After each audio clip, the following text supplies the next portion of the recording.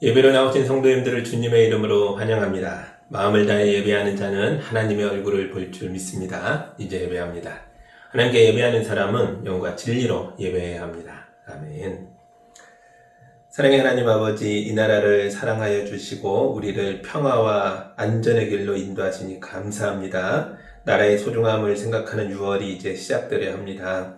우리나라에 은혜를 주셔서 이번 선거에서도 지역사회를 잘 이끌어갈 수 있는 선한 지도자들이 선출되게 하여 주옵소서. 주님의 자녀들이 평안하게 예배하는 날들이 이어질 수 있도록 인도하여 주옵소서. 예수님의 이름으로 기도합니다. 아멘.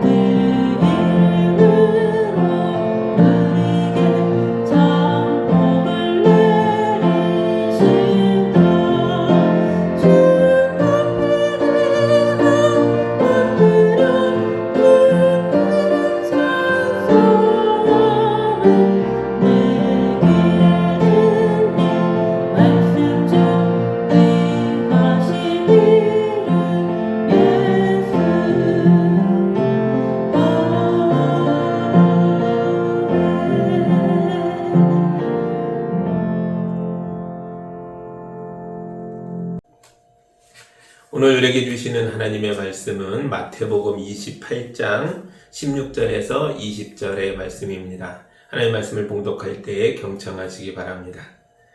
11제자가 갈릴리로 가서 예수께서 일러주신 산에 이르렀다. 그들은 예수를 뵙고 절을 하였다. 그러나 의심하는 사람들도 있었다. 예수께서 다가와서 그들에게 말씀하셨다. 나는 하늘과 땅의 모든 권세를 받았다. 그러므로 너희는 가서 모든 민족을 제자로 삼아서 아버지와 아들과 성령의 이름으로 세례를 주고 내가 너희에게 명령한 모든 것을 그들에게 가르쳐 지키게 하여라. 보아라, 내가 세상 끝날까지 항상 너희와 함께 있을 것이다. 아멘. 잠깐 기도합니다. 우리 주님이 제자들을 만나 주셨던 사명의 자리를 말씀으로 보았습니다. 이 말씀을 깊이 묵상하고 우리 삶에 적용해서 주님과 동행하는 사람들 되도록 인도하여 주옵소서. 예수님의 이름으로 기도합니다. 아멘. 오늘은 교회력으로 삼위일체 주일입니다. 매년 이맘때가 되면 목회자인 저는 은근히 부담감을 느끼게 됩니다. 삼위일체 관해서 쉽게 설명하면 참 좋겠는데 이게 인간의 말로 설명하기가 대단히 어렵거든요. 그래서 예전에는 말이 아니라 그림으로 설명했습니다. 바로 이런 그림입니다. 이건 믿음의 방패라고 불리는 그림이거든요. 프랑스의 신학자 피에르 포아티에가 지금으로부터 약 800년 전에 그린 그림입니다. 중세시대에는 귀족만 글을 읽을 수 있었고 일반 백성들은 글을 몰랐습니다. 그래서 피에르 신부님이 삼위일체 교리를 이 그림을 그려서 설명했던 겁니다. 여기에 성부, 성자, 성령이 계십니다. 성부도 하나님이시고 성자도 하나님이시고 성령도 하나님이십니다. 여기 이다라고 가운데 써 있죠. 하지만 성부는 성령님이 아니고 성령님도 성부가 아니십니다. 성자도 성령이 아니고 성부도 아니시죠. 이걸 위격으로는 서로 구분이 된다라고 말합니다. 이 두 개를, 그러니까 안의 삼각형과 외부의 원을 하나로 합치면 삼위일체 교리가 됩니다. 세 분이 육격으로는 서로 다르지만 본질적으로는 한 분 하나님이십니다. 이게 삼위일체 교리입니다. 이 그림이 등장하고 나서 많은 사람들이 그림을 좋아했어요. 말과 또 이런 설명으로 이해가 어려웠는데 그림을 보면 알겠다는 거죠. 그리고 교회와 귀족 가문과 전쟁에 나가는 기사들이 이 그림을 자기들 깃발에 그려서 나갔습니다. 그들은 이 문양이 악한 영적 세력과의 전쟁과 싸움에서 나를 지켜줄 거다라고 믿었습니다. 물론 이 그림이 우리를 지켜주는 거 아니죠. 하나님이 우리를 지키십니다. 하지만 이 그림이 삼위일체를 잘 설명해 준 건 맞습니다. 이 그림을 잘 보시고 삼위일체 교리를 여러분 마음에 다시 새겨보시기 바랍니다. 중세시대 사람들처럼 우리가 전쟁에 나가는 건 아니지만 우리도 우리 나름대로 매일 치열하게 살고 있습니다. 어떤 분은 40대 가장으로서 내 가족을 먹여 살리려고 사회에 나가 몸부림치죠. 어떤 분은 70이 넘고 80이 넘은 노쇠한 몸으로 매일 눈물로 자녀 손들을 위해 기도하고 계십니다.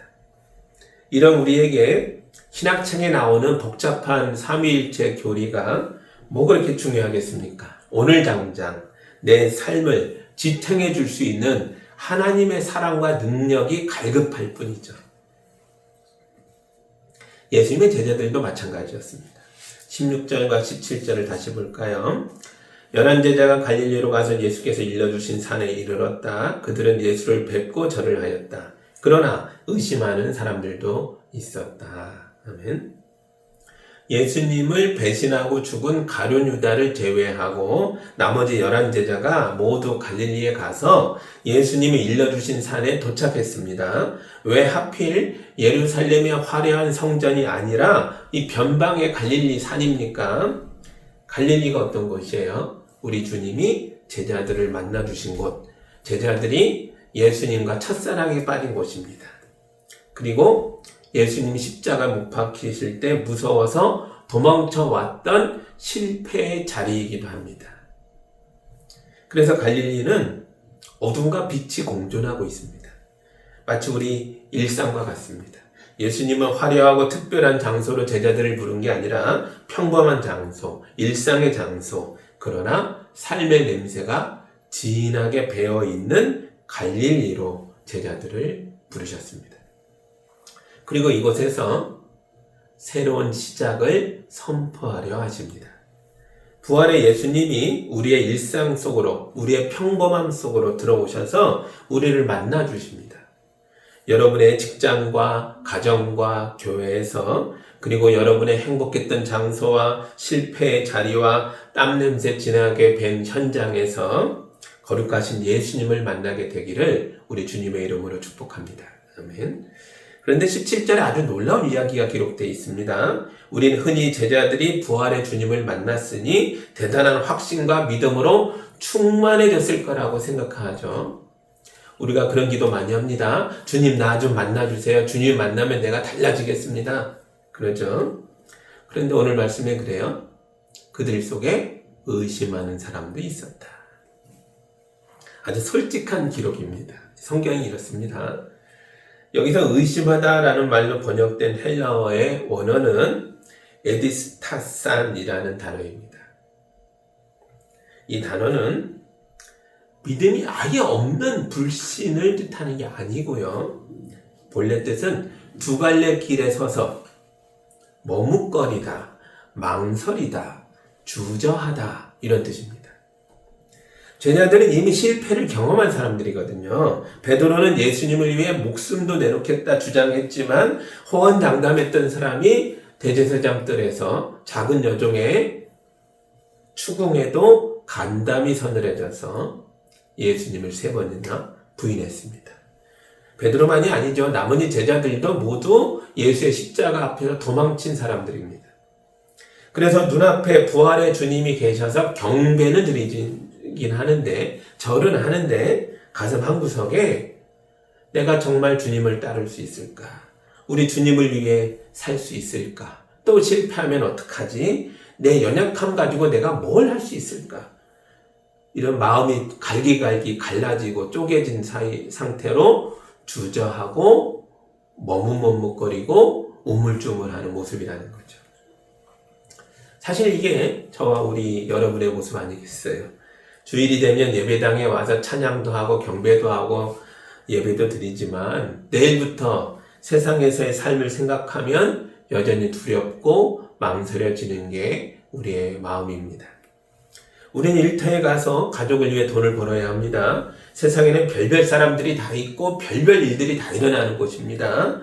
그런 현장에서 믿음을 지킬 수 있겠습니까? 쉽지 않다는 거죠. 우리는 일상 속에서 매일 흔들릴 것이고 매일 주저하고 머뭇거리고 망설이면서 살게 될 것입니다. 그리고 이런 머뭇거림은 한두 번이 아니라 우리의 일생을 마치는 마지막 날까지 계속될 겁니다.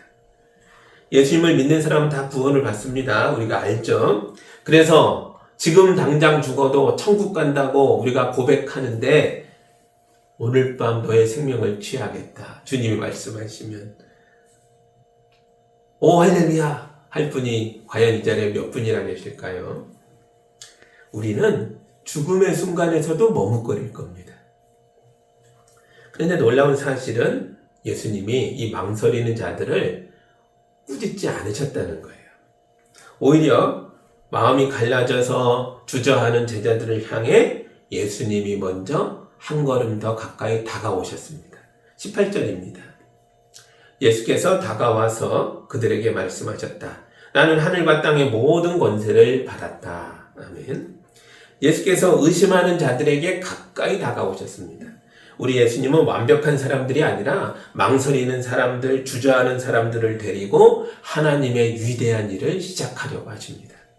왜냐하면 하늘과 땅의 권세는 우리에게 있는 게 아니라 예수님이 가지고 계신 것이기 때문에 그렇습니다.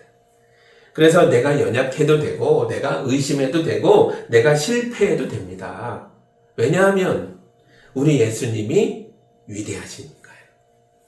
위대하신 주님이 연약한 나를 통해 큰 일을 이루시는 줄 믿습니다. 사도 바울은 몸에 병이 있었습니다.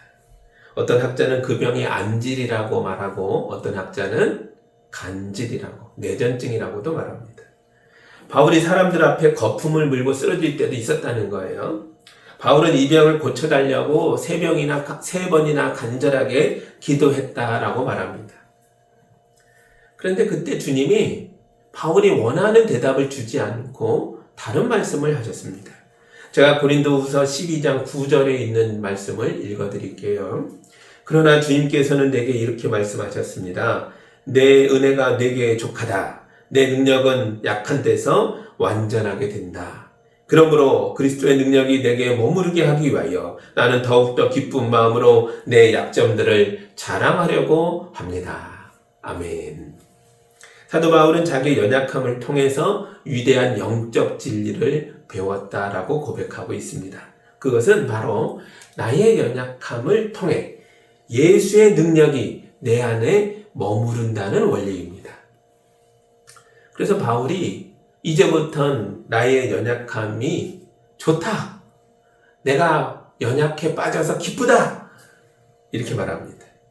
이 원리를 모를 때는 나의 연약함과 실패와 잘못은 숨겨야 할 부끄러움이었지만 이젠 아니라는 거예요. 바울은 이제부터 나의 연약함을 나는 자랑하며 살겠습니다. 이렇게 고백합니다. 부활의 예수님이 연약한 사람들 앞으로 한 걸음 더 가까이 다가오셨습니다. 그래서 이제 우리도 내가 의심했다는 것과 실패했다는 것과 아프다는 것과 죄지었다는 것과 한없이 약해 빠졌다는 걸 자랑스러워하게 될 것입니다. 여러분의 연약함이 주님의 능력과 권세와 영광을 드러내는 통로가 되기를 우리 주님의 이름으로 축복합니다. 아멘. 세상의 권세는 힘으로 결정됩니다. 미국이 왜 세계 최강입니까? 지금 지구촌에서 미국이 가장 힘이 세기 때문에 그렇죠. 미국은 특수부대를 보내서 베네수엘라의 대통령을 납치해 오기도 하고 이란을 공습해서 하루아침에 문명국가를 석기시대로 되돌려버리기도 합니다. 정말 무시무시한 권세입니다. 그래서 그랬을까요? 얼마 전에 세계 최강인 미국의 트럼프 대통령이 자기를 병자를 고치는 예수님 모습으로 그린 그림을 SNS에 공개했습니다. 그림 속의 트럼프는 엄청 인자한 얼굴을 하고 있어요. 스스로 세상의 구원자가 되고 싶은가 봅니다. 하지만 폭력적인 힘으로 세상을 구원할 수 없죠. 지금은 두려워서 잠시 숨을 죽일 수는 있겠으나 언젠가 미국의 힘을 잃게 되면 그 많던 동맹국들마저 등을 돌릴 겁니다. 그리고 트럼프도 미국 대통령직에서 물러나게 되면 그의 남은 평생을 엄청난 욕을 먹으며 살게 될 겁니다. 우리 예수님의 권세는 트럼프가 휘두르고자 했던 그런 폭력과 억압과 지배의 권세가 아닙니다. 예수님의 권세는 어지럽게 흐트러졌던 세상에 질서를 부여하고 죽어가는 생명을 다시 살려내는 구원을 주는 권세입니다. 예수님의 권세가 이런 권세라는 사실을 성부와 성자와 성령의 연합 속에서 분명하게 드러내고 계십니다. 19절입니다. 그러므로 너희는 가서 모든 민족을 제자로 삼아서 아버지와 아들과 성령의 이름으로 세례를 주고. 아멘. 예수님이 제자들을 세상에 보내서 모든 민족을 제자로 삼아서 세례를 주라고 말씀하셨어요. 세례가 뭡니까? 물에 들어갔다 나오는 거잖아요. 세례가 그냥 물을 맞는 거라면 매일 샤워하는 사람은 매일 세례를 받는 겁니까? 그건 아니잖아요. 세례는 과거에 나는 죽게 하고 새 사람이 되어 물에서 나온다는 뜻입니다. 그래서 세례는 한 번 받는 겁니다. 예수의 권세가 어떤 권세인지를 세례가 분명하게 말해주고 있죠. 세례는 폭력과 억압과 혼돈의 무질서에서 벗어나서 하나님의 말씀을 따라 살아가는 영적인 질서의 세상으로 옮겨오는 행위입니다. 세례는 죽음이 통치하는 세상을 떠나서 그곳에서 난 이미 죽었고 영생을 주시는 구원의 나라, 하나님의 나라로 새로 태어나는 것을 의미합니다. 그런데 보십시오. 이 놀라운 세례가 사람을 살리고 구원하는 세례가 아버지와 아들과 성령의 이름으로 행해지고 있습니다. 아버지와 아들과 성령의 하나됨을 통하여 일치와 연합을 통해서 하나님 나라가 우리 가운데 임하고 있다는 것입니다. 이걸 어떻게 말하면 쉽게 말해줄 수 있을까요? C.S. 루이스는 삼위일체 하나님에 대해서 음악이라고 말합니다. 우리가 피아노로 도, 미, 솔, 삼화음을 동시에 누른다라고 생각해 보십시오. 도는 미가 아니고 미는 솔이 아니죠. 솔도 도가 아닙니다. 그런데 도, 미, 솔 이거를 동시에 누르면 새 음이 서로 어우러지고 일치하고 연합하면서 아름답고 평안한 소리를 냅니다. 완벽한 소리입니다. 그래서 이걸 으뜸화음이라고 부릅니다. 삼위일체 하나님이 이와 같다는 거예요. 삼위일체 하나님이 계신 곳에서 무질서와 혼돈이 사라지고 아름답고 평안한 화해와 구원이 임합니다. 음악이 흘러나오는 것 같다는 거예요. 성부 하나님은 세상을 계획하시고 성자 예수님은 십자가에서 그 계획을 성취하셨고 성령 하나님은 오늘 우리 마음에 임하셔서 주님이 이루신 구원을 우리가 누리게 합니다. 그래서 삼위일체 하나님이 계신 곳에서 사람 살리는 구원의 역사가 일어나는 것입니다. 그래서 성부와 성자와 성령의 이름으로 세례를 주라고 주님이 말씀하신 것입니다. 그런데 사람 살리는 이 세례를 우리 보고 주라고 그래요. 너희가 주라 그랬잖아요. 우리같이 연약한 사람들이 어떻게 이런 일을 할 수 있습니까? 우리는 못합니다. 그래서 예수님이 성부와 성자와 성령의 이름으로 하라고 말씀하고 계십니다. 왜냐하면 완벽한 하나됨을 성령, 성부, 성자, 삼위일체가 이루고 계시거든요. 그리고 더 놀라운 말씀을 합니다. 너희가 해라. 왜요? 어떻게 해요? 내가 너희와 함께 하기 때문이다. 20절입니다. 내가 너희에게 명령한 모든 것을 그들에게 가르쳐 지키게 하여라. 보아라, 내가 세상 끝날까지 항상 너희와 함께 있을 것이다. 아멘. 예수님 주신 마지막 약속은 세상 끝날까지 항상 우리와 함께 하겠다라는 약속입니다. 하지만 예수님은 이 말씀을 하시고 제자들이 보는 앞에서 하늘로 올라가셨습니다. 육신을 입으셨던 예수님이 눈앞에서 사라지는데 어떻게 항상 함께 하겠다는 약속을 지키실 수 있습니까? 그게 바로 삼위일체입니다. 삼위일체의 세 번째 육계에 계신 성령 하나님을 통해 이 약속이 이루어지고 있는 거죠. 우리말로 함께 있겠다라는 거는 우리말로는 이걸 동사로밖에 표현 못합니다. 하지만 헬라어 원어는 좀 달라요. 헬라어 원어는 명사와 동사가 한 단어거든요. 한 단어 안에 있습니다. 그래서 헬라어는요, 예수님이 나는 너희와 함께 있겠다, 함께 있는 자다, 이렇게 말씀하신 겁니다. 구약시대에 모세에게 나타나서 나는 스스로 있는 자다 라고 여호와 하나님이 말씀하셨죠.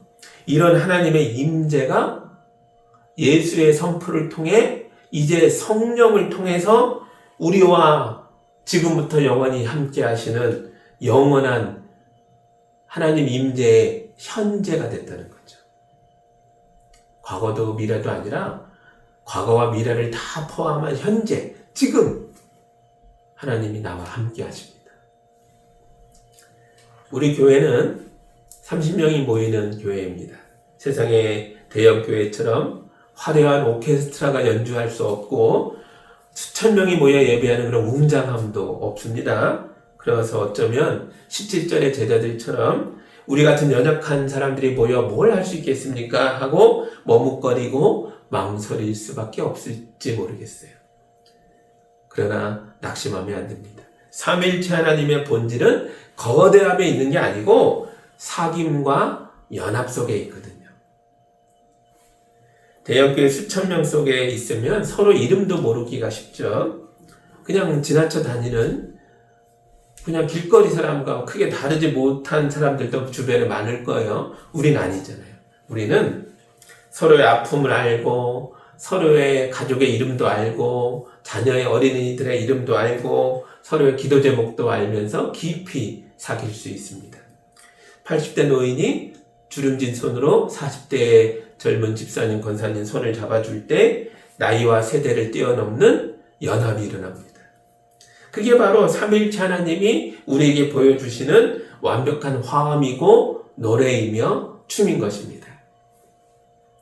우리가 서로를 극진히 사랑하고 내 곁에 있는 성도의 눈물을 닦아주며 작은 모임을 통해 밥 한 끼라도 따뜻하게 나눌 때 우리 교회는 이 땅에 삼위일체 하나님의 존재를 보여주고 증명하는 거울이 될 것입니다. 우리 외롭지 않습니다. 성부 하나님의 끝없는 사랑이 우리를 덮어주고 계시고요. 성자 예수님의 하늘 권세가 우리 앞길을 인도하고 있고요. 성령 하나님의 세밀한 숨결이 세상 끝날까지 우리의 가정과 일터와 우리 교회를 지키며 영원히 함께 하실 것입니다. 이 삼위일체 하나님의 거룩한 사귐 속에서 날마다 승리하는 복된 성도들이 다 되시기를 우리 주님의 이름으로 축복합니다. 아멘. 기도하겠습니다. 사랑과 은혜가 풍성하신 삼위일체 하나님 아버지, 오늘 주신 말씀을 통해 우리의 연약함을 품으시고 거룩한 사귐의 자리로 초대하여 주시니 감사합니다. 우리 일상은 눈물과 실패의 냄새로 가득하고 우리 신앙생활은 망설이고 주저하는 연약함으로 가득합니다. 주여, 이런 우리를 꾸짖지 않으시고 오히려 한 걸음 더 가까이 우리에게 임하셔서 감사합니다. 사도 바울이 고백했던 것처럼 우리 약함이 도리어 주님의 능력을 드러내고 주님의 능력을 자랑하는 통로가 되게 하여 주옵소서. 우리의 연약함과 깨어짐과 한계를 부끄러워하여 숨기기보다 위대하신 주님 손에 온전히 맡김으로 주님의 권세와 영광을 드러내는 복된 성도들이 되도록 인도하여 주옵소서. 세상 끝날까지 함께 있겠다 약속하신 주님, 내일부터 시작하는 삶의 현장에서 가정과 일터의 치열한 자리에서 성부와 성자와 성령의 이름으로 우리와 함께 하시고 하늘의 권세를 부어주셔서 세상을 넉넉히 이기고 승리하는 우리 모두가 되도록 도와주옵소서. 우리를 거룩한 연합으로 불러주신 우리 주 예수님의 이름으로 기도하옵나이다. 아멘.